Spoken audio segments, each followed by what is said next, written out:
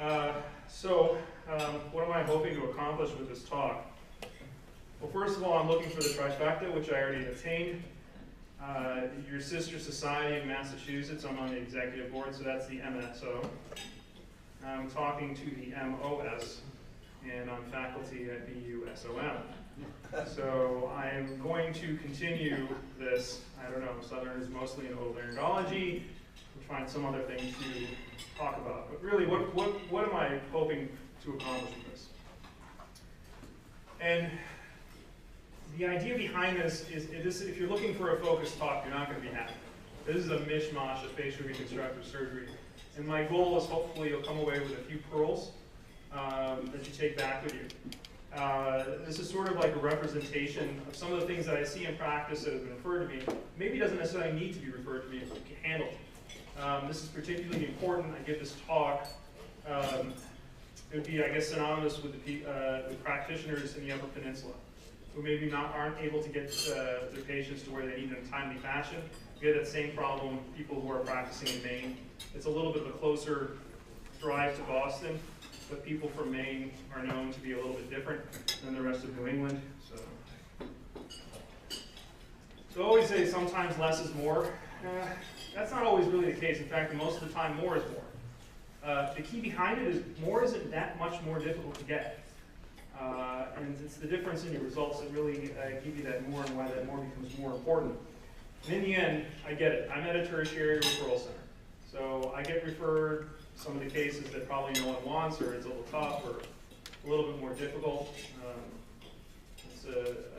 And I get it. For every one that I see, there's probably 10 that work, right? But again, my goal is perhaps maybe a few pearls that you take home with you. Financial disclosures, I do have a prospective study it's being funded by Stryker CMF. I'm not going to really talk about any of their products. It shouldn't be an issue.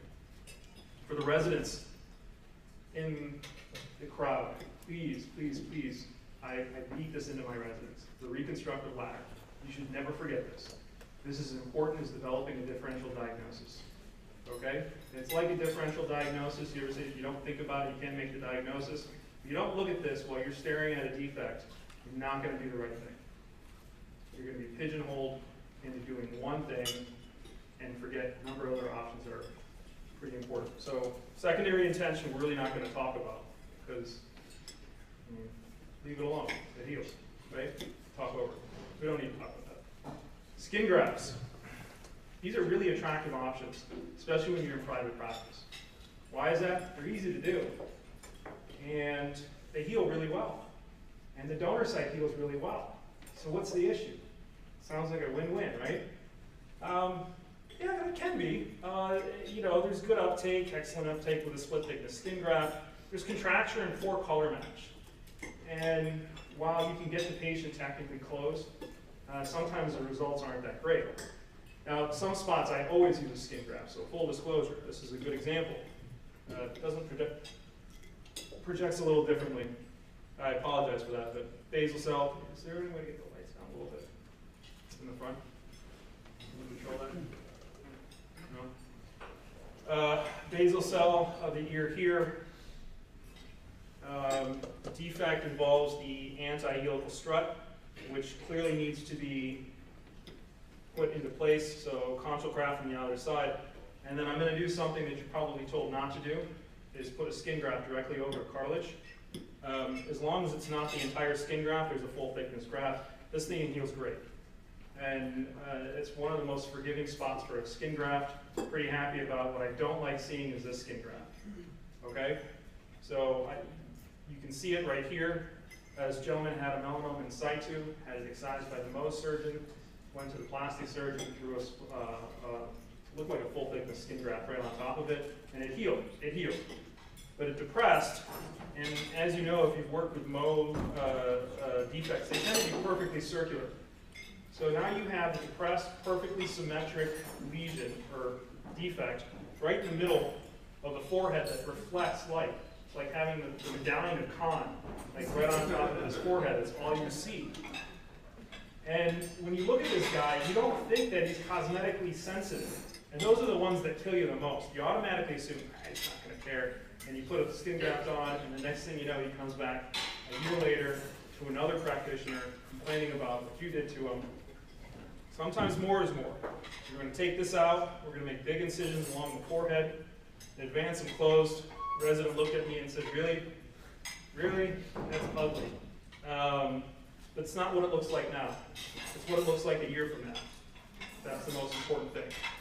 So, yeah, sometimes less is more, but really more is more.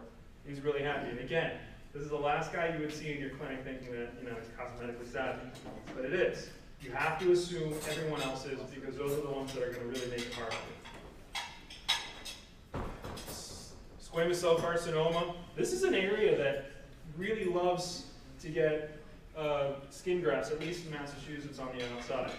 And for the residents, we talked about facial subunits. Every defect, you have to keep this in mind, because they all have to be reconstructed utilizing relaxed skin tension lines, but each defect has to be reconstructed separately. So here's the defect after Mohs. Two things are pretty tempting. One, put a skin graft on. Two, rotate something and rotate it all the way forward and reconstruct it.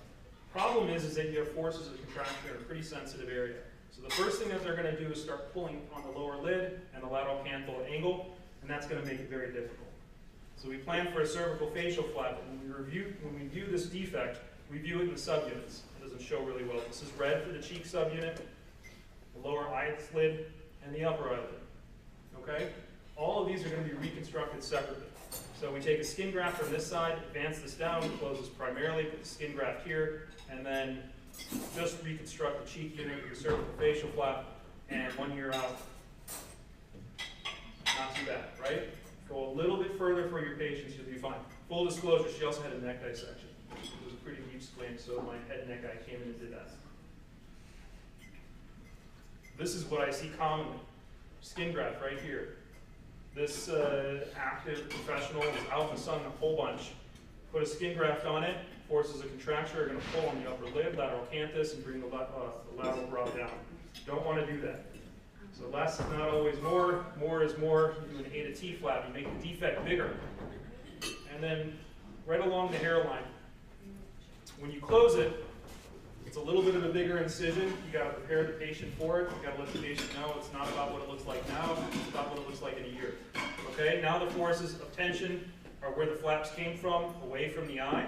And 1 year later, it feels great. Much better than a perfectly circular, depressed, poor color matched signal, or reconstruction, sorry. And it's not that I hate skin grafts, okay? I don't. They're a useful part of the reconstruction. This is my own patient. Had medical comorbidities, was on the verge of kidney failure, staying at a home, couldn't take care of himself. Throw a skin graft on it. It's just not as good. So you have to select these patients with comorbidities that can't go undergo more significant intensive procedures. So what about if you need to get out of the bind? Now I want to talk about this because this is something that I probably utilize 3-4 times a year, and when it does, I'm so happy. So if you haven't heard of this, Integra, you should get an idea of what this is. This is more than likely stocked in your OR. And maybe for me, because my whole practice is facial plastics and reconstructive surgery, but maybe 1 or 2 times this is really going to save you. This has basically been developed in the 1980s, and it's a 2-layer template. So the outer template is silicone. The inner template is basically a matrix of collagen and DHA. And what it does is you suture the silicone into the skin, and what it does is allow neovascularization to occur. You basically form granulation tissue. Across 3 weeks, this happens as soon as 3 weeks hits. You can leave it 3-4 weeks depending on the size. The bigger the size, the longer you want to leave it. After that goes through, you take that silicone sheeting off, and all you're staring at is granulation tissue. You can put a skin graft on. You know, I actually love this material from another publication where they had a scalp lesion. They put it on, and you can see it turns red. And that's the neovascularization. Comes off, you put the skin graft on. This is what it's great for. And we've all had these patients. Elderly patient, They spring up so many skin cancers, little squames. They get whittled away at, and then they get closed, and then they get whittled, and then comes another squame, and you do another local flap, on and on and on. Eventually it gets to the point where no one wants to touch the scalp. So what happens? They send them for radiation. What do? They spring up another squame, and all of a sudden someone's forced to take it out. Now you got a non-healing wound where the periosteum dies off, and you're staring at bare bone that will never heal. This is what it's used for. This is great. Put this right on the bare bone, right up against the healthy tissue. Let it granulate in, just like here. Put on your skin graft. Not the best result in the world, but it'll get you out of a bind. You can use it. I always show my residents this. So you have all these little local flaps that you can utilize for all these small cancers. This guy's referred to me with an invasive basal cell. He's 35 years old. Tell my resident we're doing this tomorrow. Go read up on it. We'll do a big rhomboid flap. It'll be fun. And while I'm sitting at home, after I put the kids to bed, the Mohs surgeon sends me this picture. Yes, folks, that is facial nerve. Sometimes the Mohs surgeons can be a little aggressive. I believe that's masseter there. And a bunch of parotid mesenteric fascia. So pretty deep lesion. So I text my resident not to read about a rhomboid flap. That's not going to happen. But again, we're going to the OR anyway. You might as well do what you ever need to do. He's 35 years old. You know, there's no reason to put a skin graft on this. So big cervical facial flap. I always bring it down. And you see these two back cuts here? These are my backstops. So when I raise this in the subfascial plane, subfascial plane down here, I never make these back cuts until I know I get enough rotation. Okay? You mark off the intercostal perforators to include them. That gives you a supercharge to the flap, makes it a lot more robust. You don't get a lot of partial necrosis with this. And you know, freaks your nurses out. You raise it, kind of lift it up. They saw, you know, a defect this big, and you've elevated half the side. But you know, the idea is to lay down the tissue in a tension-free fashion. So it heals great. So don't worry about the incision.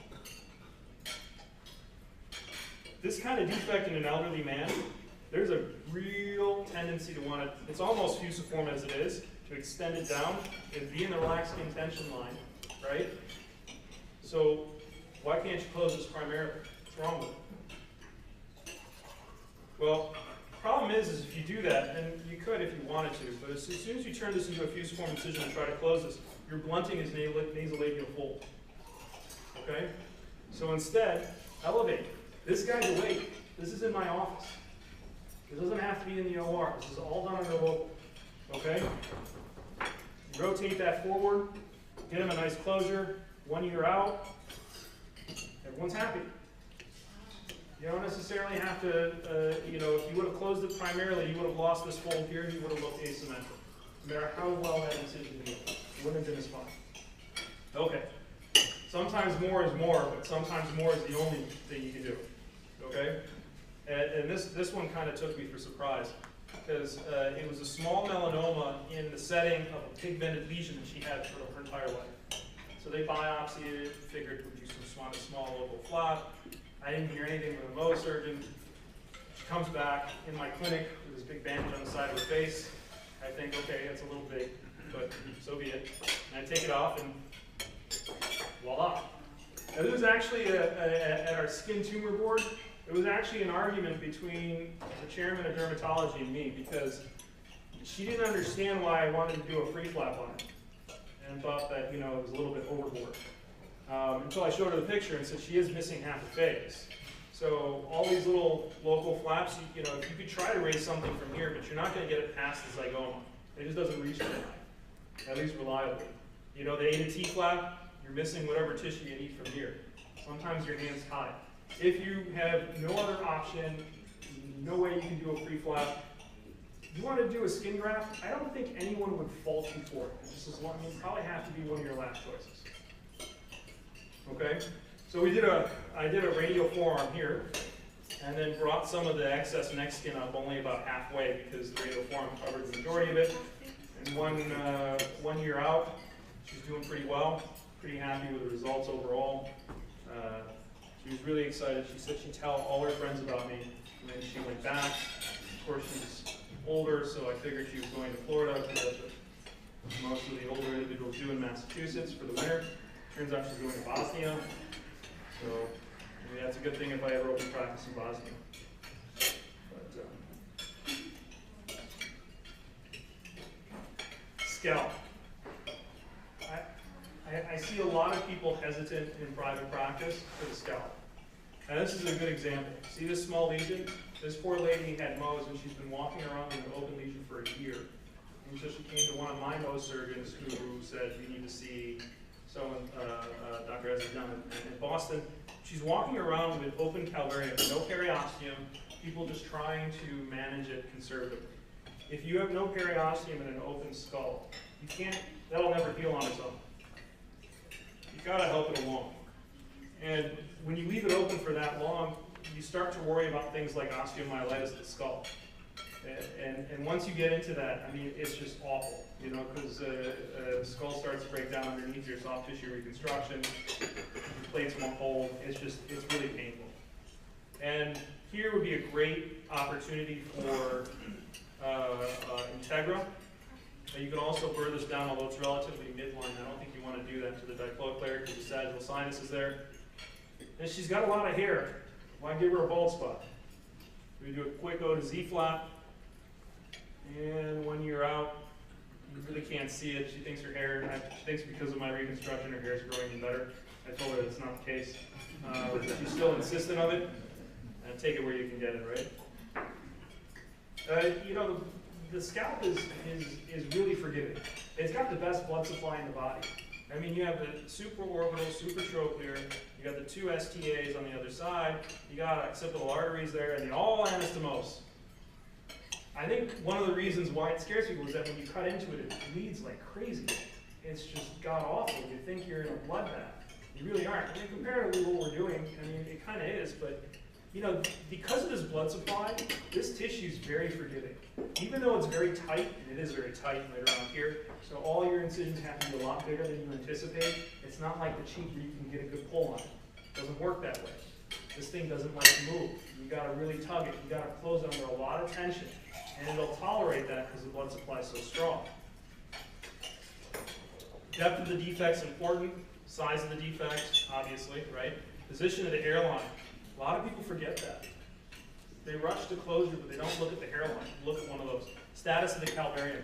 That calvarium is not intact, okay? You need a watertight closure. Not put a skin graft on it, can't temporize it. That calvarium has to be intact, like you wouldn't believe it. If you have an implant on it, your neurosurgeon comes in, does a cranioplasty, puts an implant on it, you gotta put some vascularized tissue over it, or else you're in a lot of trouble later on. People forget about primary closure. Don't forget about that. Just elevate widely. I'm going to skip that one. We'll talk about the single flap rotation because you can use this quite frequently. But if you were in the cheek, your incision probably would be half the length. Because it doesn't move, you really got to make it long.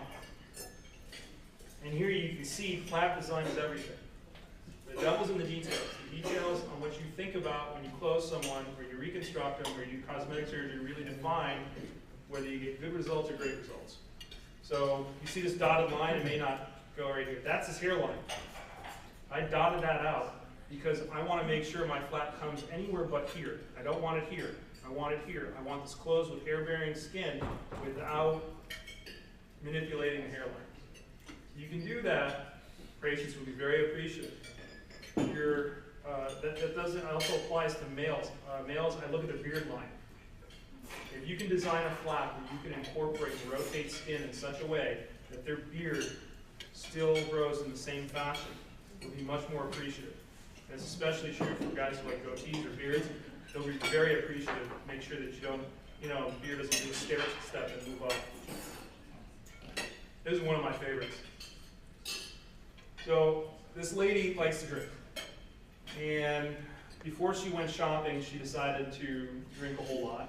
And on the escalator down, passed out. Landed head first and got grated. So she got scalped by the escalator stairs, and you can see where the grates went into the skull. This patient sat in a community hospital for 5 days because no one knew how to close her. This is, and I'm telling you, it's not too terribly difficult, but it does scare people sometimes. So we took her back.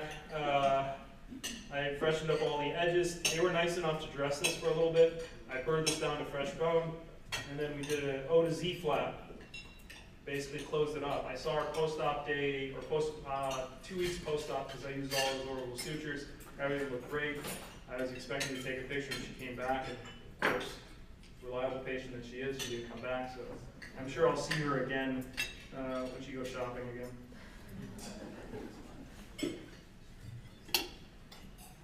This is a free flap case. I'm going to try to avoid talking about free flaps as much as possible because I get it, not everyone does it. It's going to be pretty boring for everyone else.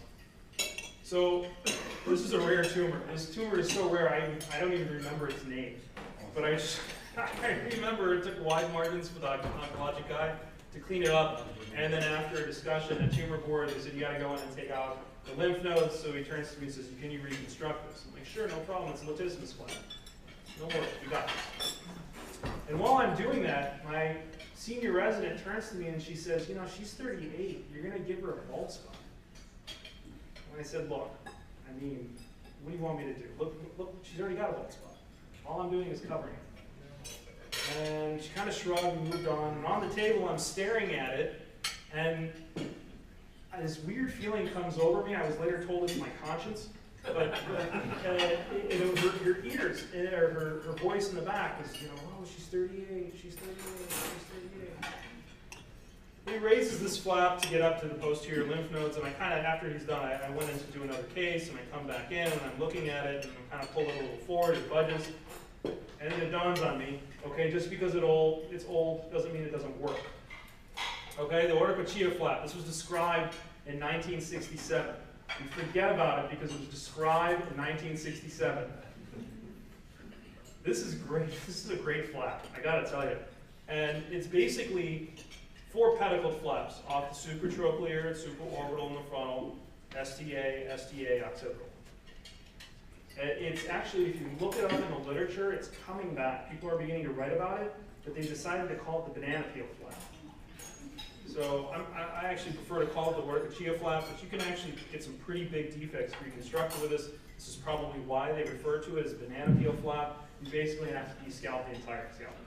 And it's pretty scary when you're doing it. People kind of look at you like you're a mad scientist. I was kind of laughing funny, but you know, you're able to close pretty large defects.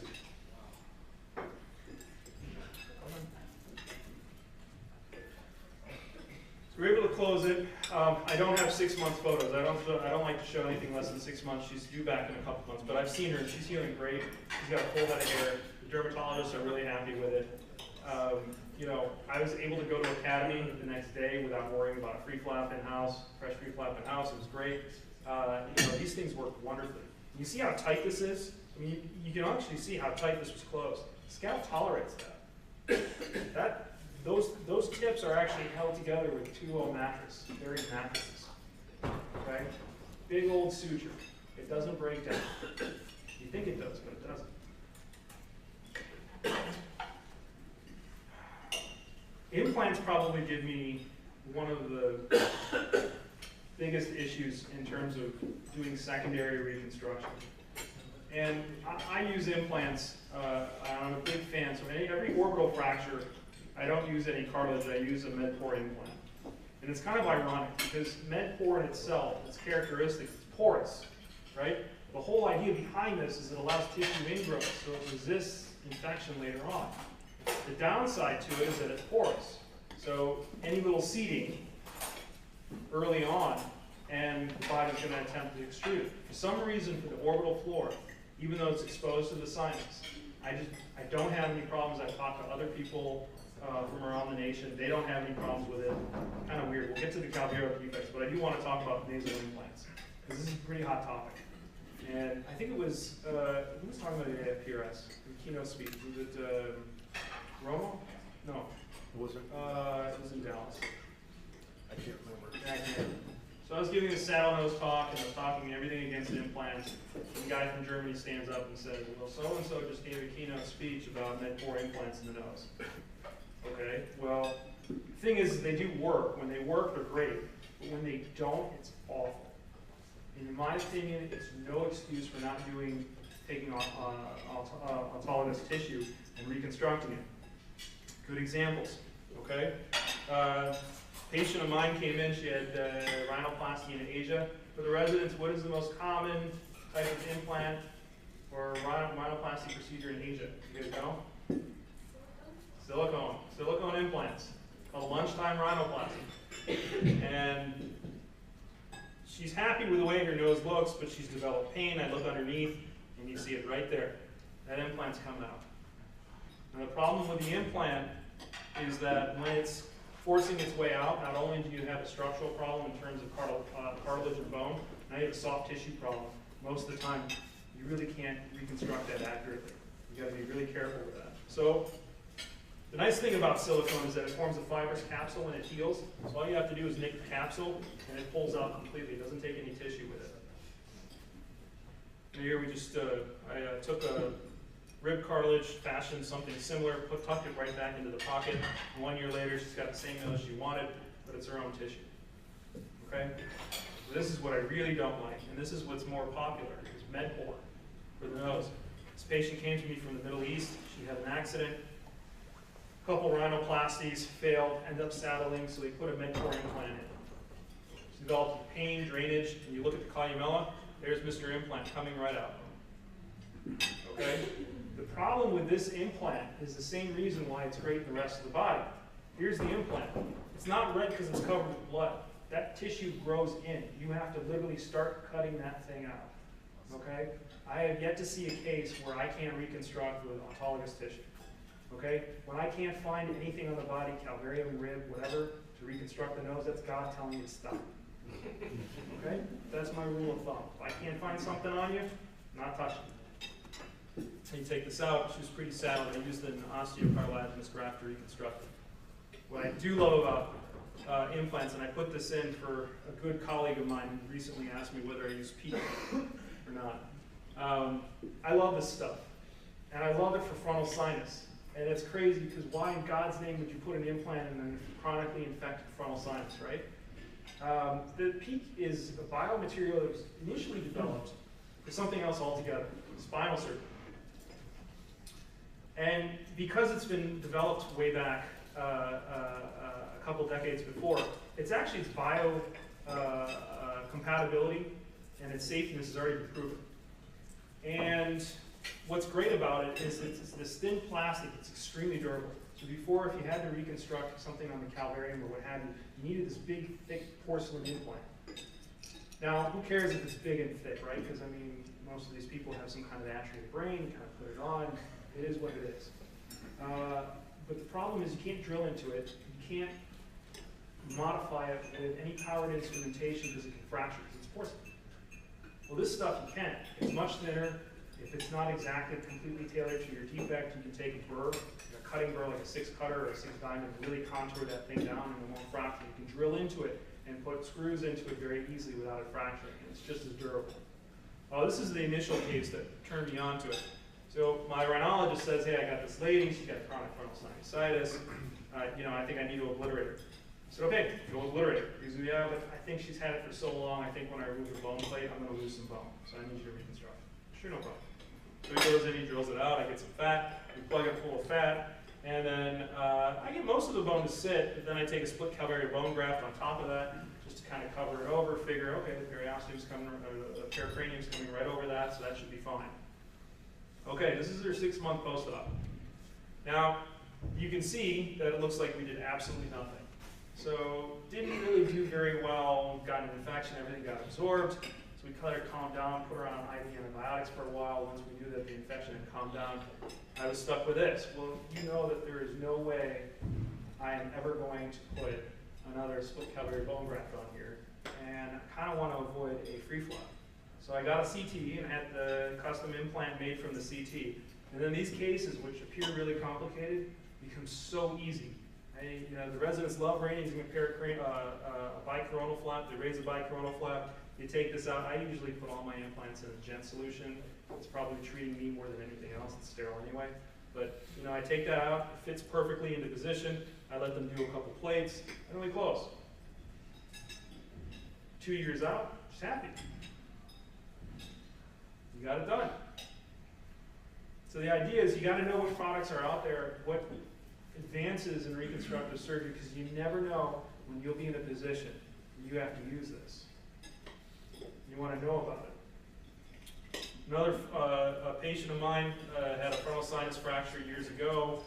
Frontal sinus, the anterior table didn't make it, so he's got this titanium bar right across here, a big divot in the middle of his head.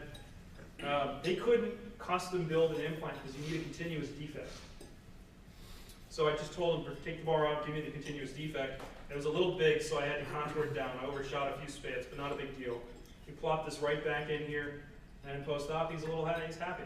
A little bit of alopecia around the incision, but so be it. So the idea behind this is always keep an idea of what you have available. Sometimes more is more, sometimes less is more. Most often more is more, but don't forget, sometimes less is more. So this is one of those things where now I have a go-to. It makes my life a lot easier. It's not a 4-hour, 5-hour case, it's a 1-hour case. It works. I hate keloids. Can't stand them. This is the Princess Leia version of it. This is one of the biggest that I've ever seen. So, for the residents, keloid is a disorganized deposition of collagen during the healing process. Fibroblasts go nuts, they start depositing collagen all over the place, next thing you know you get this growing thing. The problem is they don't go away on their own, and it's really hard to cut them out and have them stay away. It's like repeated treatment. Most of the time, patients don't follow up long enough to get that repeated treatment. And you can argue all you want, you can have an academic discussion about what's the best way to treat them, radiation, pressure therapy, cut it out, do whatever. The meta-analysis has shown that there's no one superior way or the other, so everyone just kind of throws their hand out in the air. What are you going to do? The question is, what do you do when you have something like this? So the story behind this is this gentleman came to me from the Bahamas. His employer lives in the Bahamas. He builds country clubs in the United States.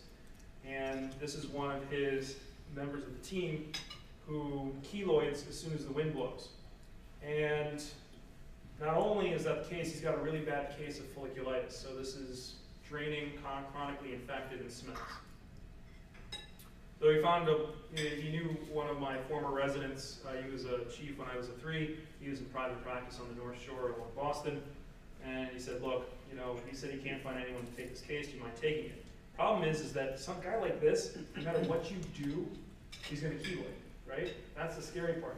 The guy before, I learned that lesson. I took it off. I did a near nice ear reconstruction. He looks okay, but he ended up 2 years of steroid injections because he keloided wherever I took the donor site. So I had to stay on top of that. So I didn't want this for this guy.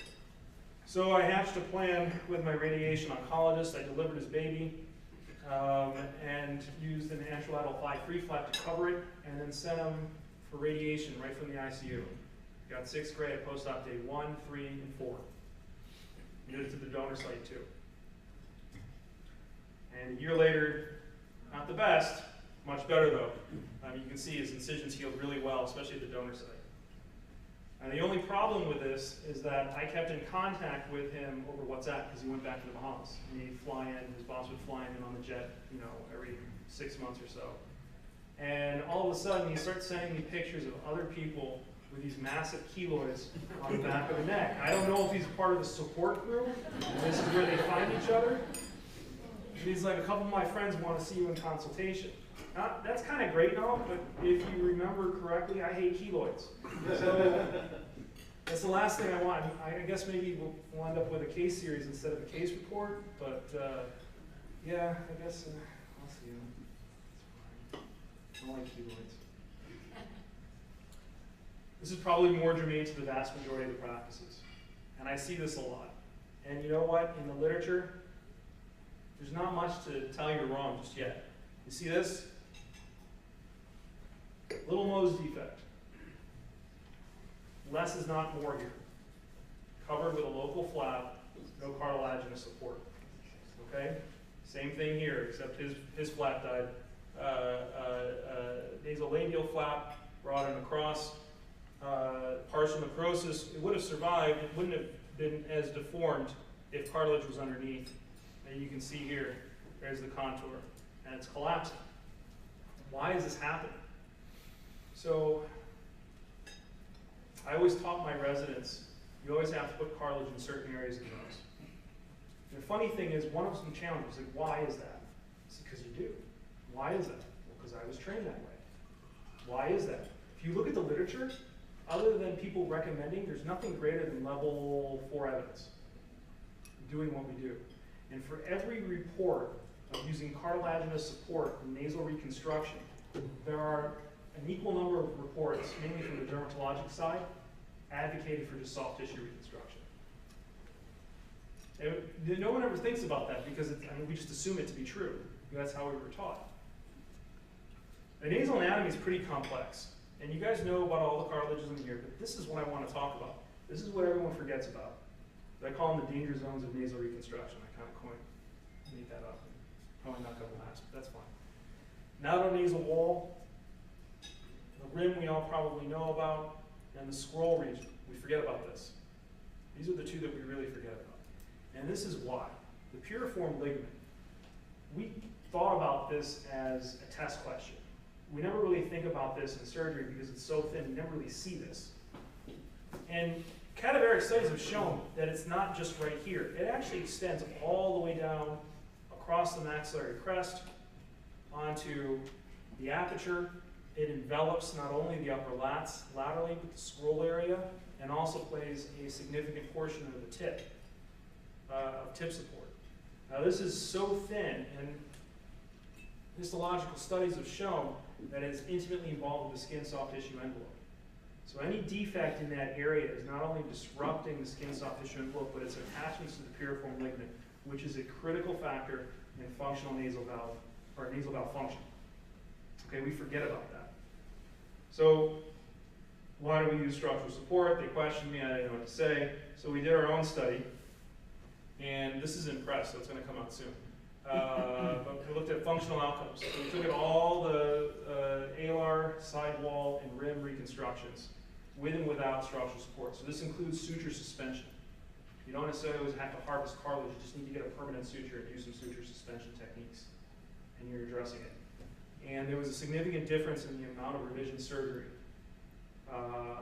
More revision surgery was needed when you didn't use this. Believe it or not, after all the time that we've been sitting there and being told you need cartilage, this is actually the first comparative study out in the literature. And the reviewers actually didn't believe it. Actually, I could tell that the editor asked them to check that out because one of the comments was, yeah, we looked and there's nothing on this. It's amazing what we do in our practices.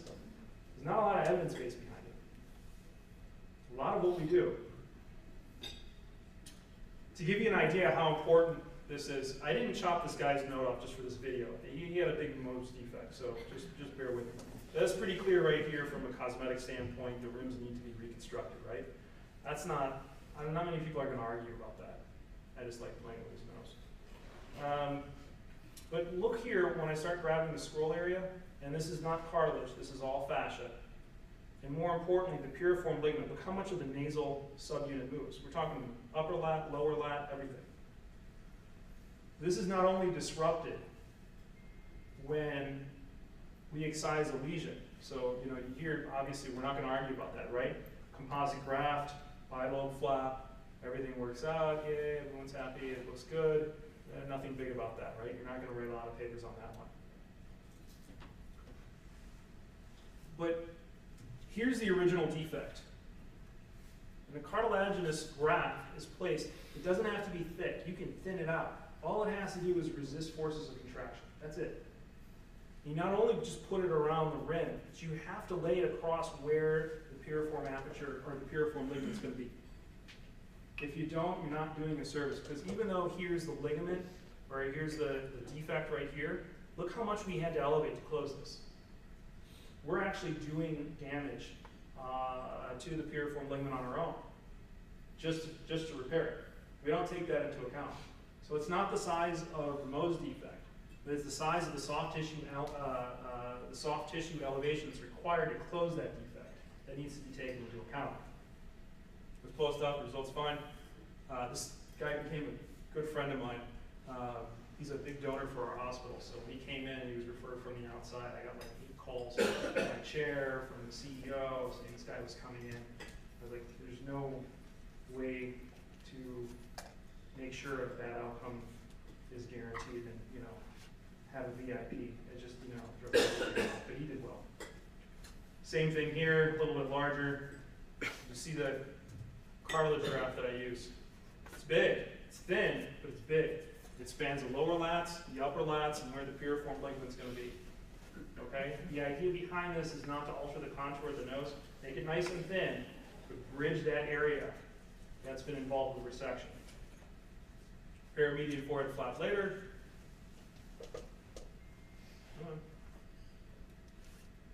Not bad post-op. And then just for shock factor, microsatellites for a melanoma, so 2 centimeter margins on the nasal tip. What do you think that looks like? Everything. The nose is gone, and to reconstruct with a paramedian. As long as you use your structural support, should be fine. This is her 1 year out. I usually try to refer these patients as soon as I know that the majority of the bone out of the nose is going to go. I usually start talking about prosthetics. So for her, probably the same thing. I believe prosthetics, when you give a total nasal reconstruction, you have to have that conversation with them because, you know, I think this is a good result for reconstructing in a total nose, but a prosthetic is going to be much better in terms of cosmesis. They just, you know, I let the patients decide. I'm just honest. I'm just brutally honest with them. Say, look, I'm reconstructing, but it'll never look the same. You get a prosthetic, it's not permanent. You have to remove it, put it back on, but it's going to look a lot better. I throw this on because I love the story. So this gentleman, squamous cell on his nose. Again, same thing. Okay? Even though the rim's not, this is where people would probably throw a paramedian forehead flap on here and not even put any cartilage across. You got to put some cartilage across that. You got to reapproximate that piriform ligament across that scroll area. Forehead flap, this is how he healed. This is awful. And you can see that he's got a lot of swelling here. And I said, okay, we got to go back in and rethin that flap out. And he's like, no, you can't do that. So apparently, so he's an actor. And apparently he was casted for an HBO pilot about pirates, and the director liked him because his nose looked like a pirate. So as having a plastics practice, this is not like a touchdown for me. Really? You think you look like a pirate, huh? Okay. I'm happy for you. So he did his HBO pilot. I never saw it on TV, so I assume it didn't go anywhere. And then came back and rethinned his flap, and you know, he healed fine. Everything was happy. He got out of pirate mode, and he was doing pretty well. All right, one more thing about trauma. You'd be surprised about this. There's not a lot of consensus on it. There's consensus at the meetings when you talk to a few people. When you go out and you talk to everyone else, there's about 1,000 different answers. Okay? It's more time sensitive than you think. And we have a study coming out we're going to submit soon. But early versus delayed intervention, there's a lot of people in the delayed camp. A lot. Let them heal up and then go after it. You know, stabilize them and just let them heal, and we'll see it later. You don't want to do that. As soon as you start doing that, you lose your quicker return to function, decreased length of stay, improved site healing. You're working against forces of contracture, malocclusion. You're making what could be an easier reconstruction much more difficult. But to be honest with you, there's no consensus in the literature and a lack of robust data. So this is my opinion. And if you want to argue with me on it, you probably can, at least from an academic standpoint. I probably, other than my experience, I don't have much to stand on. And that's the problem with a lot of what we do. But I got to tell you, from my experience, it's more sensitive than you think. This is a gentleman who lived on the Cape. The Cape is, and Maine, for some reason, in the winter, see a lot of attempted suicides. So a gentleman in his retirement years tried to commit suicide. Believe it or not, that's with a close-range shotgun through the mouth. And went to the community hospital. They got him all squared away, stopped the bleeding, packed him up, let him heal. It doesn't look that bad, to be honest with you, but that's as far as he can open his mouth. And don't turn your backs on the suicide. You'd be surprised the number of suicide attempts. As soon as you get psych involved, you can get them on the road to recovery, and reconstruction is part of that recovery. It's part of the healing process. You really can't take that for granted. So when you look on his CAT scans, and he's still got buckshot there, but you can see he's got a pretty significant gap between his ascending ramus and the body of his jaw. When you look at it, he's got a significant crossbite deformity. It's probably why he can't even open his mouth. So at this point, he was sent to us. It makes it much more difficult. So we had to go in and put him back in occlusion. I did a fibula flap. Doesn't look that much different from that side. A little bit of protrusion from this side, but now he's able to eat. This could have been avoided if it was treated much earlier. I'm going to also stop with a study that I mentioned. The reason why I did is because of this case, and this is one of the first cases that I did as an attending. And I like to call it a guy walks into an ED. So this is a close range 357 Magnum. Apparently he was drunk in Maine. 357 Magnum went like this. Didn't really aim right. So it went through the submentum, flew off the chin, and into the sinus and rattled around. He's lucky it didn't even fracture the orbital floor. Very lucky. So from what I'm told, he walked into the ED and he said, "I shot myself." I wasn't there, obviously, but I can only imagine at like 2 a.m., a lone guy in the waiting room who's like got a sore throat or something. This guy walks in and he's kind of, I mean, you can go ahead of me. I'll wait. 3D reconstructions, and you can see a pretty significant loss of tissue. At this point, the clock's ticking. And we don't like to do this because, you know what, part of the reason is, ENT used to having this trauma. Yeah, great, stabilize him. I'll see him in the morning. Can't do it anymore. Not, especially with massive trauma like this. You got to send him off right away, but you got to do something early on. And so we had him back within 24 hours. We put a bar across this to stent the tissues. Why is the clock ticking? Because contraction starts. The body's going to start healing, whether you like it or not. And so if you don't get something in there to stent the tissues, they're going to contract on you. You go back in, it's going to be a nightmare. So you go back in, clean them up, debride the tissue. This is after the first procedure. If you ever see your attendings talk about, the residents talk about like old tricks, I never knew what I heard about ivy moves, and I read about ivy moves. I've never found an indication for ivy moves until here. And we were able to save the teeth through ivy moves. I think they were ivy moves. I did my best. I've never seen them. I heard about them, I read about them, but I've never seen them done. But we were able to save the teeth. At this point, being a new attending, I got a lot of different answers. Take him back in 2 weeks, take him back in 1 week, send him home, let him heal up, and come back and reconstruct. This, that, and that, and that, and that. So I did a little research and figured I'm just going to go in early. So after the first debridement, was the fibula flap. That's the defect by the time everything was said and done. Fibula flap goes in. That's the beginning. After the last procedure, we've reconstructed him. We've cleaned up some of the buttresses, palate, restored his projection. So this is where we started.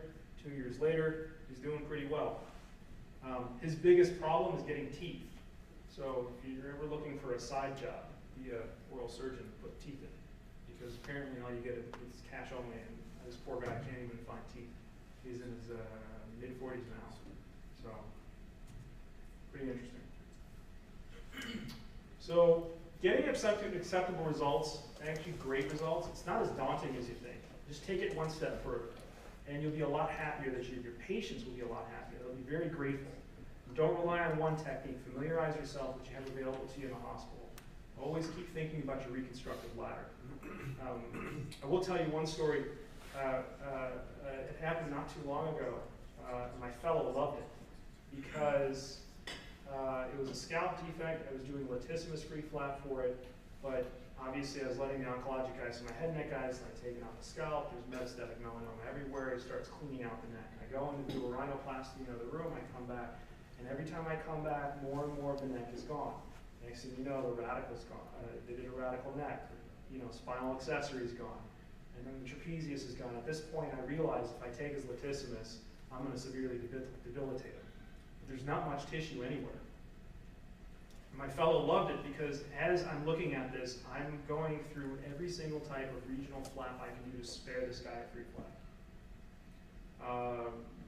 And eventually, I think we used a pec flap, cervical facial flap, temporalis flap. I based something off of the occipital artery, and then I had put Integra right in the center where I had bare skull. And came back and did a skin graft, and he did fine. So never forget your reconstructive bladder. You never know when you're going to need it. Collaborate with your colleagues. I didn't know you could sprinkle vancomycin powder and reduce implant failure rate on the cranium, doing a cranioplasty, until a neurosurgeon just told me that last week. But you want to sprinkle vanc on it? Cool. Yeah. Can I do it? And you have more time to think through it. More time than you think. If you see something, your first inclination is to freak out. If it's pretty big, take a step back. Just look at the defect. Don't think I have to close it. Just look at it. Think of it as a problem you got to solve. Just solve one problem after the other. If I rotate here, if I do this, if I do that. I'd like to thank you so much for the opportunity to speak to all of you. I hope it was worth it. I'm sure the dinner was, and the drinks. But hopefully this was just icing on the cake. If not, sorry. But if I can help any of you out, that's my email. Please feel free to email me. Thank you for inviting me back to my home state. Thank you.